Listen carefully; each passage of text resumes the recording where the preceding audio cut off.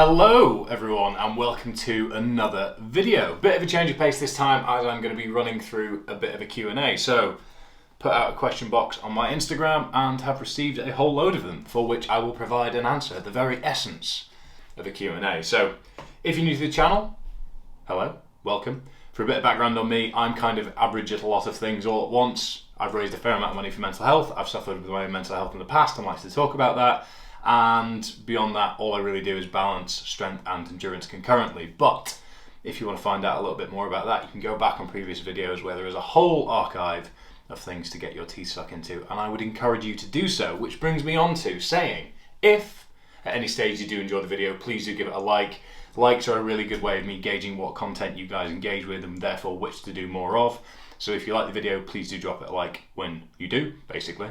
That's the whole purpose of it. If you haven't already, please do subscribe down below and drop a comment if you would be so kind, as it helps push the channel to new people. And we're all about that, because that will allow me to continue to develop silly challenges, silly bits of content, and push things a little bit further. Let's see how far we can go. Before I do dive straight into this, I just want to say a huge thank you to all the sort of consistent viewers for all their support with 1212 and everything up until that point, to be fair. But the support from it's been great, it's landed really well, and it seems that people have enjoyed it. So if you haven't seen that video already, it'll be in my most recent one. Please do go and check it out. So, first of all, I'm going to dive into these questions. Let's get cracking. So, the one that came up the most is, what age are you? Age, question mark. Height/weight/age. How old are you? Question mark. So, drum roll please. I am 25 years old. So whether that's older or younger than you were expecting, I don't know. Please let me know down in the comments below. And to address the other element, stats bro, height/weight. I am 182 centimeters tall, which is 1 centimeter short of 6 foot. And when I used to have a Tinder profile, hope Erin isn't watching this, I obviously said 6 foot, maybe 6'1" sometimes, depends who was asking. And weight, I hover at around 92 kilos, give or take. I range from about 90 to 94, depending what I'm training on. If I'm leaner and more endurance focused, I'm around 90, maybe just below. If I'm fluffier and more strength focused, I'll be closer to 94. But that is that. Do you do any ollie lifting? Not really, not since I was about 17, 18 around rugby. I can still clean around 100 kilos, give or take. I haven't really gone any heavier in a while, and snatch, I haven't snatched any more than 50 kilos in ages, but it is something that I want to do a little bit more of in the next couple of months, because I've got less of a real specific training focus, and ultimately as it's more skill and technique focused, it won't add too much fatigue, so I can just factor it in and play around with it and have a little bit of fun. Crossfitter versus hybrid athlete YouTube video incoming, perhaps, maybe, who knows, who will it be? Let's find out. When will the Crossfit Games give you a wildcard? So this is very optimistic and somewhat misled, perhaps. I mean, Hunter McIntyre is the only person I know that's sort of got a wildcard, and he really had to kind of push for it, and I'm nowhere near the level to be. It's insulting to other CrossFit athletes to even suggest that I'm anywhere near that, because I'm lacking the Olympic lifting, I'm lacking the gymnastics. A lot of elements I might be strong at, potentially, but at a games level, I've got no idea. But, I mean, from a gymnastics point of view, no chance. From an Olympic lifting point of view, no chance. Yes, my top end strength on the big threes potentially higher than some of them, but again, this is like comparing apples and oranges at this point. I compete in individual disciplines on their own. CrossFit athletes compete in lots of different disciplines blended together, and that's sort of the difference, and leads quite nicely on to a question that I spotted earlier, which was difference between hybrid athlete and crossfitter, and I think I've kind of laid that out there a little bit, in that there isn't a clear definition for either on paper really, because it's kind of just made up one for marketing purposes originally, I guess. But I'd say hybrid athletes train individual disciplines separately, and crossfitters combine disciplines all at once. So for example, a crossfitter might be working on their strength and they're running anaerobic work at the same time, because that might come up in competition. So they might end up doing 400 meter repeats into a set of 5 at 75% of their 1RM back squat, and do 3 rounds of that, for example. I don't know, I don't really do much CrossFit competition at all. but I would never ever blend those two things at the same time, because I would want the quality of the work to be focused on squatting as if I was a powerlifter, and I would want the quality of the work on the sprints to be focused as if I was a track athlete. I'm neither of those things really when you compare it sort of elite top levels, but that kind of is a distinction that I think is worth making. So that kind of answers that question. And ultimately, CrossFitters disguise their running ability by putting weight vests on. Pew, pew, shots fired. Just kidding, I've met some very, very fast CrossFitters out there as well. Are you religious? No, I am not, but here's a fun fact. That there,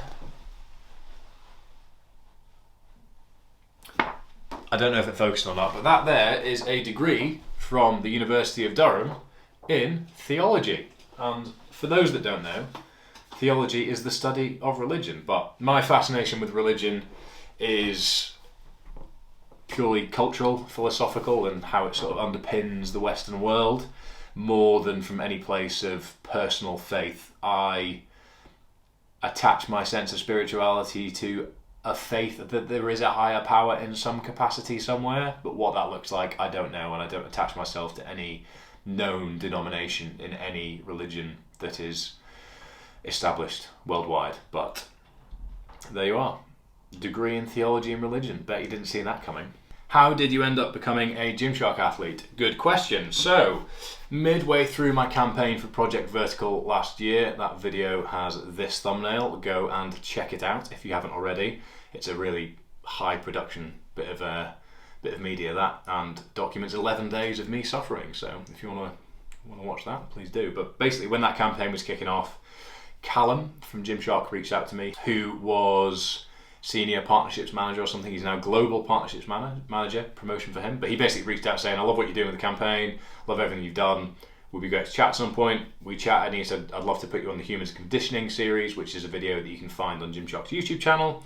Basically just bringing some attention to the campaign, really helping, sending a video team up, providing a bit of budget. And honestly, the whole experience was fantastic. And from the off, I was so impressed with the team, the fact that everybody was fully bought in, everybody was so well briefed, and it really wasn't what I was expecting, to be honest. I was expecting a layer of corporate culture that just wasn't and still isn't there. So it was really, really amazing to see them come together. And then we got through that campaign. Gymshark pointed to the project, which is amazing, and obviously helped us raise just shy of 50 grand in the end. And then January, February of 2021, we spoke, and I was brought on as an athlete to basically fly the flag for the hybrid athlete space in the UK and perhaps beyond in the future, who knows. But fantastic company to work with, and ultimately I got there through the charity projects that were based around physical challenges, through 3 years of just raising money for a cause and building a narrative around that, and just doing it because I loved it at great personal expense. I was doing it around full-time work, sort of an 8 till 6 job for 3 years. I only left full-time work in March of this year, and yeah, so I was just doing what I loved for about 3 years, and then along came Callum with a conversation that sort of put me on a path that's allowing me to do what I love full time, which is amazing. So I can't thank the team enough. I can't thank everyone there enough. It's just an amazing thing to be a part of, and I'm very thankful, very thankful. What's your biggest fear? Sharks. I watched Deep Blue Sea when I was younger. I sort of snuck the VHS tape out of the rental area at like a rural holiday area we were staying in the Lake District, because I've always had this weird fascination with sharks. I like took the VHS and snuck it into the TV in my room when we were on holiday when I was like 9 years old, and my parents like explicitly said I couldn't watch it, and I'd like gone all covert reconnaissance mission, found the DVD, not even DVD, video, played it, had a really bad time, ran through to my mum crying I was having such a bad time, and basically scarred myself for life because sharks managed to get inside. And that's all that I ever needed to haunt my dreams. So adjusting to open water swimming was a challenge, put it that way. What advice would you give to somebody who wants to do their first triathlon? Don't feel that you need to have all of the kit that everybody has to get started. All you really need is a pair of running shoes, a bike, a helmet, and whatever swimming apparel is required for the triathlon. Not all of them require wetsuits. Some of the shorter distances don't require them, which means you can do all the training in the pool. Or you can just get a wetsuit that's cheap, cheerful, and just allows you to tick the box so that you can crack on. Yes, you can spend thousands and thousands and thousands of pounds on triathlons, and a lot of people do, self included. but you don't need to have an entry point to be able to compete. All you need are the basic bits of equipment, and they don't need to be world beating. You can get cheap road bikes off Facebook Marketplace and crack on. So don't be put off by the expense of it. There are ways around it, and then if you decide it's something that you enjoy, you can spend out, save up, invest over time, and before you know it, you'll be sucked in and you'll be really, really having to hide your expenses in dark corners and new accounts and Cayman offshore accounts, etc. It's bad.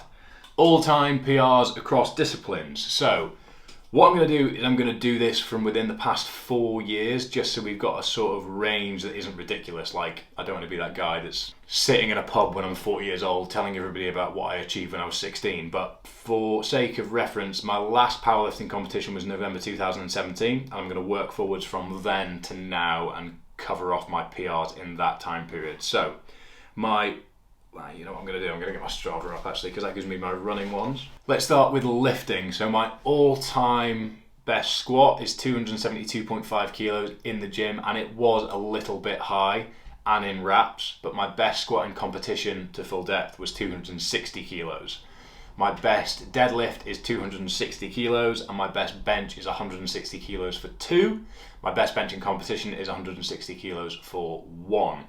My best mile is 4:58. My best 5k is 18:26. I did do 17:37 when I was 17 years old, but that's out with the range that we're working in. My best 10k is 38:01, and I did that in early 2020. And my best marathon is 3:17. My best full distance triathlon, so iron distance triathlon, is 11:53. What is it? 11:53:38. So that's basically a list of all the things that I'm kind of competent in. If you wanted to go on 100-mile bike trials, stuff like the time trials, I don't know.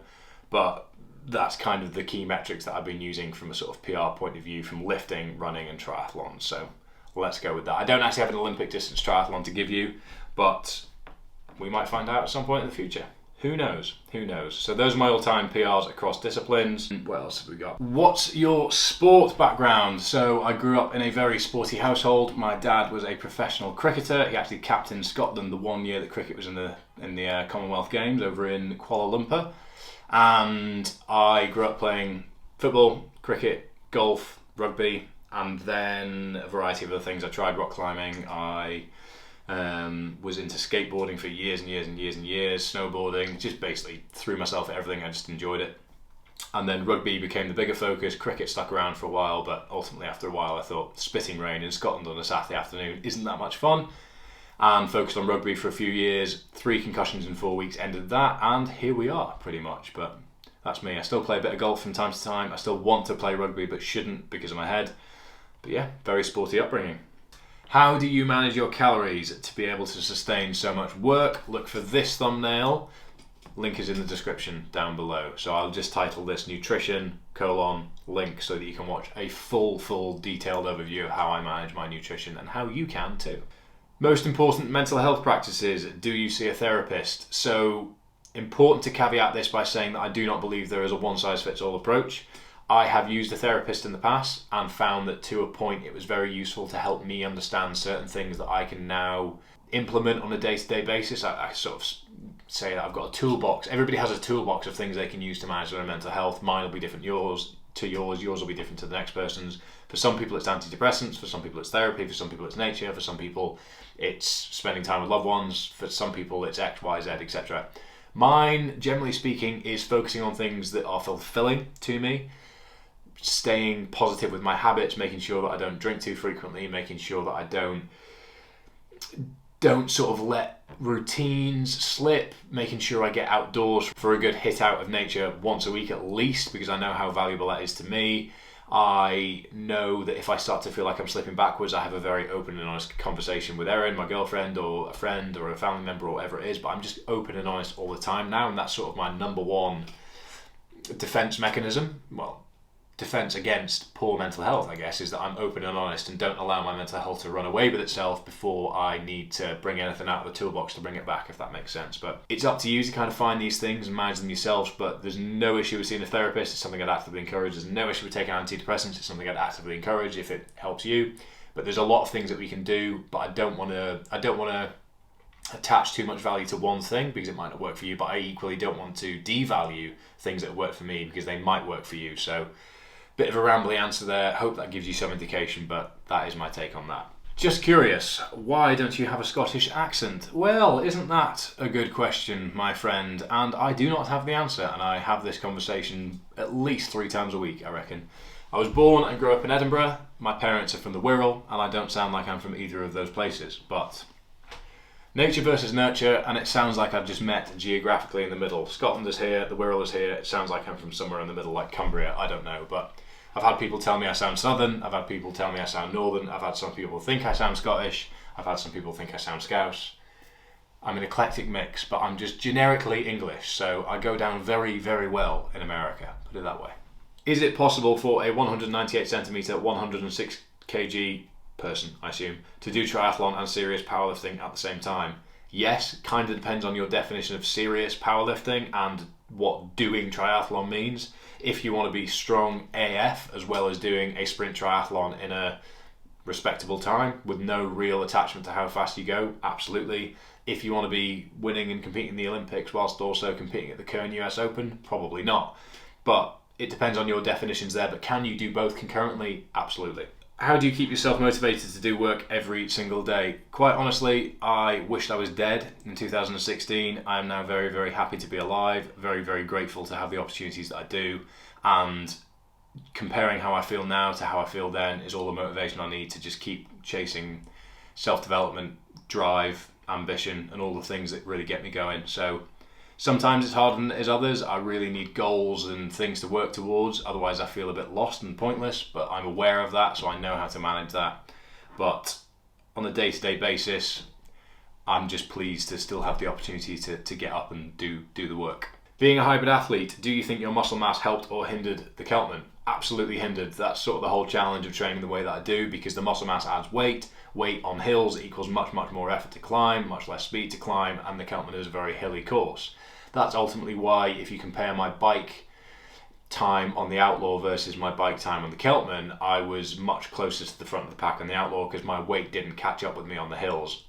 I'm 92 kilos, which is heavy on a bike, and I mean, there's heavier people that are out there on bikes, but when it comes to sort of converting power over time into a sort of a time within a triathlon, that weight's going to catch up with me. And yes, there are elements of my squat strength and my leg power and my leg muscle mass that can be converted into FTP and power on the bike, but only to a certain point where it's diminishing returns on weight versus power. And where the strength will have helped me is my overall tolerance for impact, my resistance to injury, and my ability to sustain power over time. That's where strength, the evidence suggests, will have helped me. But my ultimate aerobic capacity versus my weight is challenged because of the additional weight and muscle and blood volume that is required. So best example of this is like 5k or race predictors or something. Like if I ran a 4:58 mile, that would have put my 5k time at like 17:30 or something. But because of the additional oxygen and blood volume required because of my increased muscle mass, the predictor's off because it's based on people that are much lighter than me. So that's ultimately why I train and enjoy training like a hybrid, because the challenge is to be able to do these things concurrently. Not at a world-class level, but I've never said that I want it to be. I want to be, not world-class, I want to be decent at doing things at good levels all at once, which is an awful way of putting it. But long story short, muscle mass is a hindrance in some ways, but it's a sacrifice that I've chosen to make whilst balancing these things concurrently. It's kind of how much do I want to give up on one discipline versus how much do I want to gain on another, and vice versa. Any drills or tips to pick up cadence / foot speed? Yes, my tip and trick for this that helped me massively was a pair of Vivo barefoot shoes. You can get 10% off in the description with Fergus10 down below. But barefoot running, it doesn't need to be a pair of Vivos. You can do it barefoot on grass if you've got a nice grass that isn't covered in dog shit and glass around you. Then what that does is it basically forces you to really feel and interact with the floor, so it's very difficult for you to just flail your legs about and rely on cushioning like you can in running trainers. So if you go back and watch my Vivo barefoot video, I've done a lot of running barefoot because it's basically forced me to consider my foot placement and where my ankle is aligning with my hips, with my shoulders, because most people heel strike, and a heel strike isn't inherently bad, But a heel strike where it's out in front of your body and away from your centre of gravity can be bad, and the research suggests that is what is causing injuries in most recreational runners. You want your shoulders, your hips and your ankles to be in line when you strike the floor. So if you're doing that with your heel, that's fine, generally speaking. But if that is then in front of that centre of gravity, that's where all the impact goes through your knees and your hips, and you can cause yourself injury. So running barefoot, running in barefoot shoes very cautiously or on grass to start with, please take it very slow, because it's a tough adjustment to make on your calves and your Achilles. Will force you to feel that sort of pickup and landing of your feet in your centre of gravity, and you'll be able to develop a bit more of a midfoot strike or understand your centre of gravity, so that when you go back to running in trainers, you are a little bit more conscious of your cadence. You can run on a treadmill with a metronome as well. 180 is sort of a good place to sit around, and you can just sort of feel your way through that. It will feel like you're taking really quite short steps, but that can be beneficial over time. Have you ever considered / trialed a plant / whole food based diet? Dangerous territory, rabbit hole emerging. Do I dive into it? No, I'm going to ease back. But short answer is no, because over the years I found, from a performance perspective, I found my optimal way to eat for me personally, and that's from a balancing act of satiation, enjoyment, calorie control and performance. And so sort of I've hit the nail on the head for me on what that needs to be. What I have done recently from an ethical point of view is try to make much more of a attempt to get my meat and animal protein sources from more local, more sustainable sources. There might be people in the comment section coming in and saying all meat is terrible for the environment. That's not the case, in the same way that all plant-based food isn't fantastic for the environment. There's an enormous amount of evidence on both sides. It depends how you read it and how you dissect it that basically informs your point of view. But without almost jumping into the rabbit hole there, more informed decisions are important on this, and I have absolutely no issue with how anyone wants to make those decisions. The performance narrative around what Game Changers tried to put across is false. A vegan diet is not superior for performance. Can you perform well on a vegan diet? Absolutely, but the evidence still suggests that animal proteins and a meat or animal protein based diet is superior for overall performance, and that's one of the reasons why I'm staying the way I am. A lot of my food is plant-based, but there is meat and animal products in there. And I think the most important thing to consider when comparing health versus performance is look at your micronutrition, look at your consumption of fruit and vegetables versus your meat product. Are you consuming really processed, cheap sausage meat, hamburgers, etc.? That is bad quality food. Versus, I mean, if you're getting adequate fruits and vegetables and most of your food is plant-based, then you're living a healthy lifestyle in many ways. But again, rabbit hole is forming. I'm gonna eject myself from the situation, as I'm already rambling and could go on for a while here. But short answer is no, I have not. I probably won't for a while. I eat a lot of plant-based foods as is, so in some ways I've trialed it. It doesn't fill me up nearly as much as well. That's something else to add, but I'm going to move on there before I get into dangerous territory. But to summarise, from an ethical point of view, fantastic. I have no issue with how anyone wants to live their life, but from my point of view, I still consume animal products in some capacity, but have made a conscious decision to get them from more reputable, more sustainable sources. How long have you been training powerlifting? So my first competition was in 2014 and my last competition was in 2017, but I've kept the training up since then. So I just fell out of love with it after a while, to be honest. I was travelling an hour each way to Genesis Gym in Alperton, Wembley in London when I was working and living in London. It was a lot of effort. I was getting to bed at about midnight, eating really badly, really stressed, not getting enough sleep, and I enjoyed that environment at the gym, but I did my last competition and just thought, oh, not worth it. So fell out of love with it a little bit and then found this way of training, and here we are. I enjoy the strength training, I enjoy that discipline, but I also enjoy a lot of other things now, and I get to do them all at once, which is great.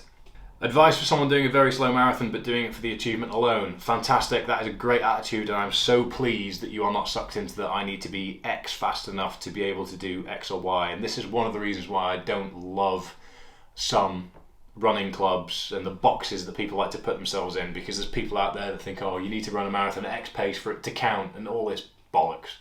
But very, very happy that you're taking on a marathon. Please do. It doesn't matter how long it takes you. The achievement in itself is fantastic. You might then enjoy it and want to do it faster next time.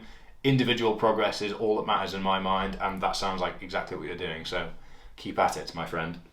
Do I take antidepressants? No, I do not. But as I said earlier, absolutely no sort of stigma against them in my mind. They are a tool that can be very useful for an individual suffering in that way.